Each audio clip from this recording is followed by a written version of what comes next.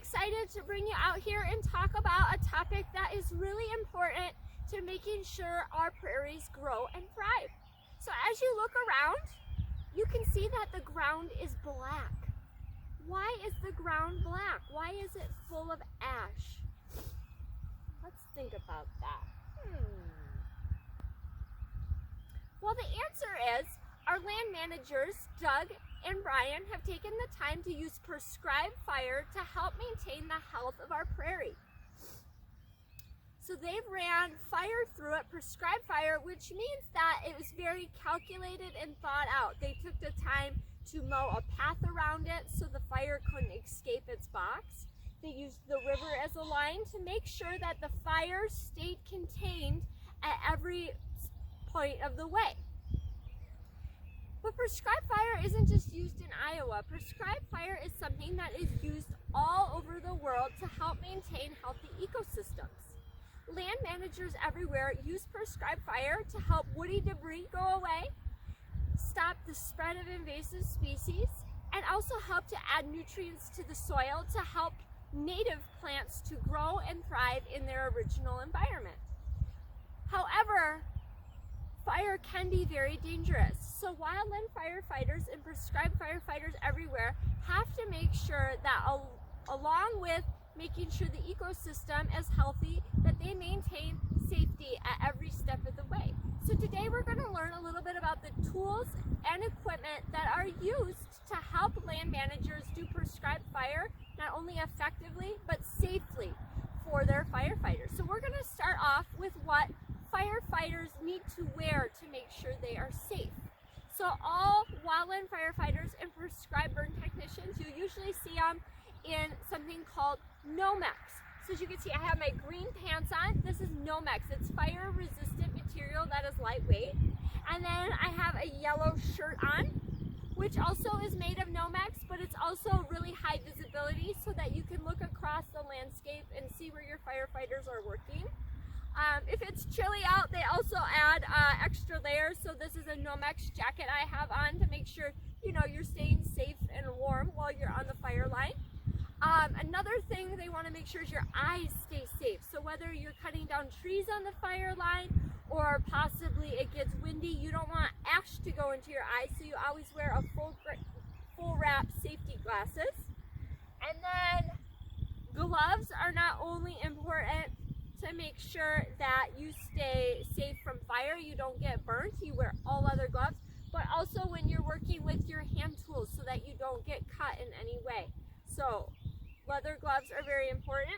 And then last but not least, firefighters usually wear a helmet and a face shroud to make sure that your neck and your face are protected from the fire. And you also want to make sure your head is protected not only from the fire, but from trees that might become weakened that could fall down. So that is the basic safety wear you'll see a wildland firefighter wear. Some other things you may see wildland firefighters use are hand tools. These hand tools help them to dig line and also help them to make sure that the line they mow, the fire stays inside of it. So I'm going to show you some of those tools. So this is called a flapper. This is used on the fire line to make sure that if your fire starts to creep over the line, you can take it and you smother the flames out. Another tool that firefighters use to not only dig line but also to put hot spots out is a McLeod. So a McLeod is just a really beefy rake essentially. As you can see, it's really thick rake here, and it also has a scraping edge right here. So remember I said when you use these tools you always should have leather gloves on, and that is because they are very sharp and you sharpen them to make sure that when you use them on the fire line they can dig into the ground effectively so that you can get the results that you want. Another tool we have is called a combi tool, and combi tools are really good because you have a couple different heads to it. So you have the shovel end and you also have an adze end to it. You can kind of choose what you would like to use. Sometimes people will just have the adze end out. sometimes people will just have the shovel end out, and sometimes they'll choose to have both. And it's a really effective tool to make, dig line.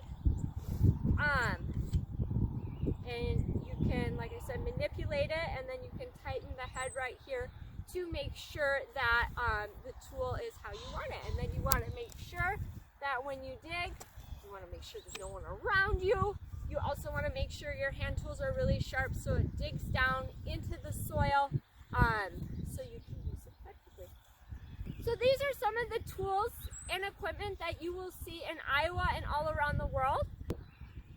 All right, now that we've learned a little bit about hand tools and the equipment firefighters wear, we're gonna head up to Wisconsin and take a tour of a Type 6 fire engine and see what that's all about.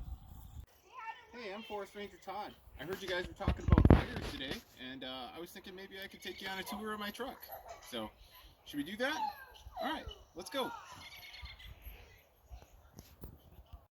Hi there, folks. So this is what my fire engine looks like. It's more or less a pickup truck with a few extra things we've added to it. It's got a winch on the front in case we get stuck or other problems.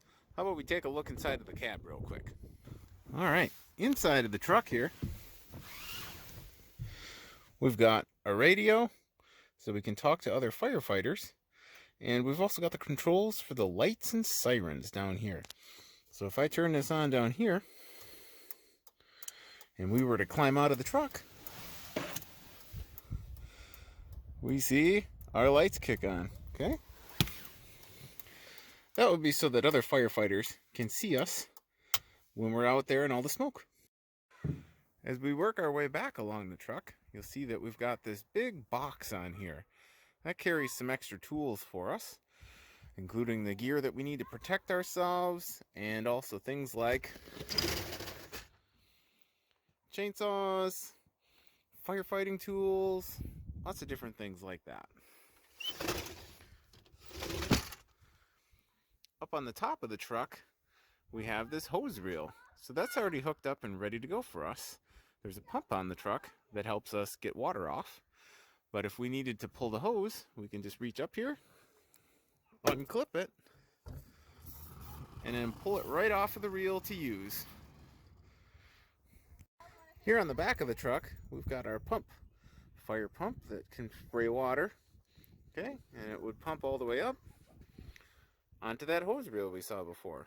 Okay, so to start that, we'd come over here to the side controls, and we would start it up and flow water out of our hose reel or other hoses that we hook up to the back of the truck.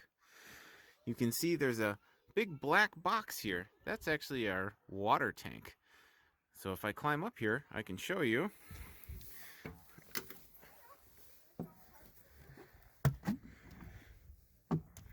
There's water in that tank, and that's how we get water through the pump and then out of our hose. We get asked pretty often how much water a truck like this carries. He showed you the tank, and if I were to tell you there are, how many gallons do you think? I'll let you think about it for a second. There's actually 300 gallons in this truck. So what does 300 gallons look like? Well, if this is a 1 gallon milk jug, there would be 300 of those inside of this truck if we were to fill it up and fill it up and fill it up. One thing that's a little bit different in one of these compartments is we carry some hose. Now this hose is a little bit different than the hose you might have on the side of your house. It's bigger. For example, here's a nozzle like you might have on your garden hose at home. Here is a firefighting nozzle. You'll see that it's a little bit bigger. And the reason it's a little bit bigger is because fires have much more heat.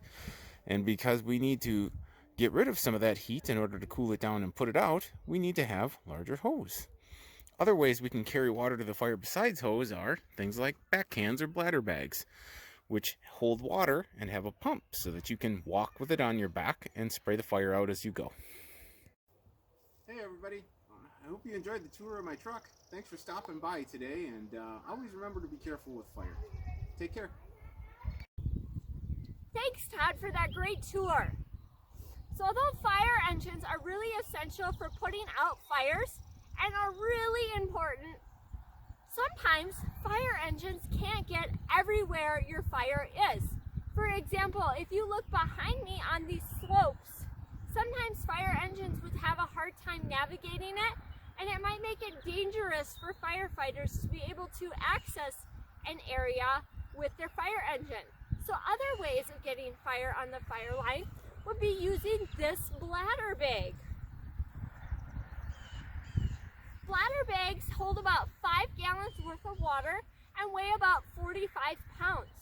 But they are a really convenient tool when it comes to getting fire into hard to access places on your fire line. All you need to do is simply put it on your back and hike wherever you may need to go on the fire line. So although it's a little cumbersome, it's a really convenient tool. All it is a baton that helps you squirt water and a pack full of water. So all this works, it shoots really high pressured water at the ground, and then as you use the water, you use your hand tools to help stir in the water to put out your hot spots, or to help keep fire inside your line. So this is a backpack sprayer or a bladder bag, and like I said, it's a little cumbersome, but it's a really convenient tool to use. Other methods of suppressing fire on the fire line are aerial methods. Some firefighters are able to use single engine air tankers, which are small airplanes that drop water on your fire, and sometimes you can even use helicopters to drop water on your fire, depending on where you are and the size of your fire. So, fire trucks, bladder bags, single engine air tankers, and helicopters are all really good methods of getting fire to your fire line, depending on what is happening.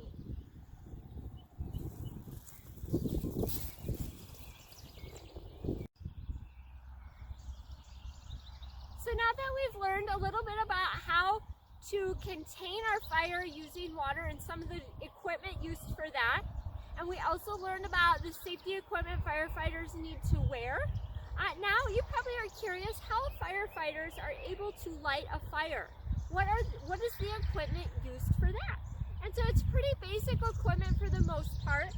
They use something called a drip torch. This tank contains a diesel and gas mixture, and it has a vent right here. So you'd open the vent that would allow your mixture to come out right here and light your wick. So you would light the wick on fire, and the gas diesel mixture would allow you to take this tool, drag it behind you, and be able to light sections of fire at a time. So depending on the prescription or the things they're looking for in the fire, they might have a really fast, hot fire, or maybe you're going to see firefighters working really slow to make sure that the temperature of the fire doesn't get too hot. But anyway, usually you'll see them use a drip torch like this. Sometimes you'll maybe even see them use something called a fusee. So what happens here is it's kind of like a match, if you will. We would unwrap it, and then we would strike it, and a really hot, intense flame would come out of the end of this. So now we're going to head to Wyoming, and we are going to see some firefighters use a really unique method that you might see if you have a really large acreage to burn, or you may have some hard to access places where you don't want to send people. So let's take a look at that. In this video, you see a delayed aerial ignition device, or a ping pong ball system. This system uses small plastic balls containing potassium permanganate injected with ethylene glycol.